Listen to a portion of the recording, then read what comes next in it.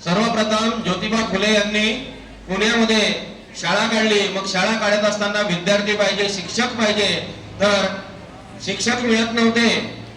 सावित्रीबाई फुले खंबीरपणे सुरुवातीला तयार झाल्या आणि त्यांनी ज्योतिबाला साथ दिली। त्यांच्या खांद्याला खांदा लावून त्यांनी मुली गोळा करून त्या शाळेमध्ये मुलींना शिक्षण देण्यासाठी मनवू लागल्या, प्रयत्न करू लागल्या।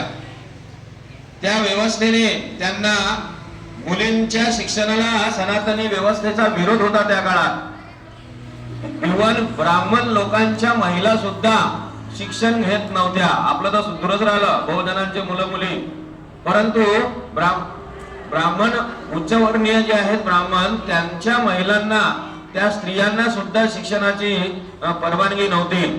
आपण पाहतो की सरस्वती म्हणून एक महिला आहे, विद्येची देवता म्हणून आपण तिचं पूजन करतो, ठीक आहे, तिच्याबद्दल आदरच आहे, परंतु सार्वजनिक आणि मोफत शिक्षणाचा पाया आपल्या देशात प्रथमतः कुणी रचला असेल तर फुले दाम्पत्यांनी। सावित्रीबाई फुले यांच्या काळात महात्मा ज्योतिराव फुले यांनी त्यांना शिकवले। सावित्रीबाई पण शिकलेल्या नव्हत्या, महात्मा ज्योतिराव फुले यांनी त्यांना शिकवले आणि त्या देशातील पहिल्या शिक्षिका बनल्या। त्या अन्याय अत्याचाराच्या विरुद्ध लढल्या। त्यांनी सर्व जाती धर्मातील मुला मुलींना मोफत शिकवले।